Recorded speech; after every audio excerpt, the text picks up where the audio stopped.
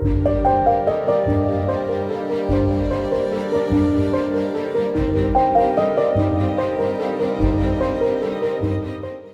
plant kingdom is divided into cryptogams and phanerogams. Recall that cryptogams are spore reproducing plants that do not produce flowers or the reproductive organs are hidden. Examples are mosses, ferns and algae. Plants with reproductive organs, flowers and seeds are known as phanerogams. Phanerogams are further classified into gymnosperms and angiosperms. So, in this video, we will be learning about gymnosperms and their features. Have you observed big, long trees in high ranges without flowers, like that you see on the screen? To which group do they belong? Yes, they belong to the group of gymnosperms. So, let us check the features of gymnosperms in detail. The gymnosperms are plants in which the ovules are not enclosed by an ovary wall and remain exposed both before and after fertilization. Small sized plants to big long trees belong to the family of gymnosperms. Now, let us check the structure of gymnosperms in detail.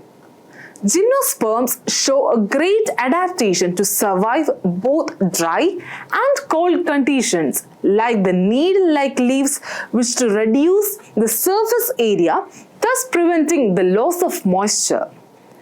Another adaptation is their thick cuticle and sunken stomata to minimize water loss. Next, we can check the stem structure. They can be branched or unbranched. Gymnosperms have tap roots. In some genera, they have a fungal association in the form of mycorrhiza, especially in Pinus, while in some cases like Cycas, small specialized roots called colloid roots are found, and they are associated with nitrogen-fixing cyanobacteria also. Let us see how reproduction takes place in the case of gymnosperms. The gymnosperms are heterosporous, that is, sporangia produce two types of spores, that is, one is a microspore and the other is a megaspore. The microspores are very small and they germinate to form the male gametophyte. The megaspores are large and they germinate to give rise to the female gametophytes. The two kinds of spores that are produced within sporangia are arranged on sporophylls. And these sporophylls are spirally arranged to form a compact structure known as strobili or cones.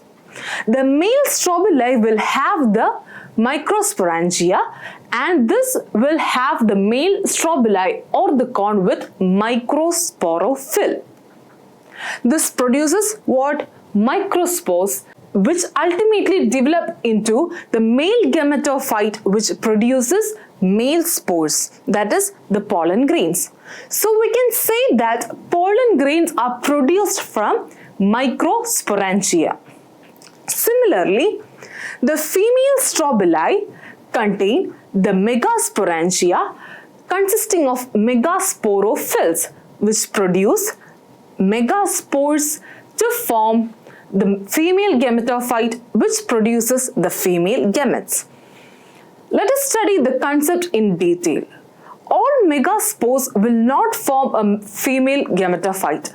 One megaspore will form the female gametophyte. In detail, the megaspore mother cell is differentiated from one of the cells of the nucellus. The nucellus is protected by envelopes and the composite structure is called an ovule. The ovule are borne on megasporophylls, which may be clustered to form female cones. So the female gametophyte also bear two or more archegonia, which are the female sex organs. Here, we can notice that male and female gametophytes do not have an independent existence. Why? The answer is very simple. It is because the ovaries stay inside the sporangia, and also there are some exceptions. The male and female cones can be present in the same tree, as in pine tree. You can see the both male and female cone in the same tree, or in different, like in cycas. You can see the different structure for male and female cones. So let us look at the life cycle of gymnosperms now. Can you guess the dominant phase of gymnosperm? Yes, the sporophyte is the dominant phase of the gymnosperm. In general, we can find the male and female cones in the same tree, right? Recall that inside the male cones, we have male sporangium or the antheridia, and inside the female sporangium or the archegonium. On meiosis, the spores get released. One thing you need to recall is that male spores are the microspores and the female spores are the megaspores. The megaspores will be larger in size than microspores. So now, on mitosis, one of the megaspore, that is a big structure, will form the female gametophyte. And mitosis also happens in microspores, resulting in male gametophyte. Once a male gamete, pollen grains are produced, and the female gamete, that is the archegonium, are produced, they fuse to form a zygote. And how does this transfer happen? The pollen grains are released from the microsporangium. They are carried in air currents and they come in contact with the opening of the ovule borne on megasporophyll. The pollen tube carrying the male gamete grows towards the archegonia, and the archegonia seen in the ovules and discharge their contents near the mouth of the archegonium. And the zygote is formed as a result of the pollination and the fertilization processes. Later, this zygote will form into an embryo and the ovule then to an uncovered seed. Do oak trees belong to this category of gymnosperms? Let us find out in the next video. So, let us summarize what we have learned.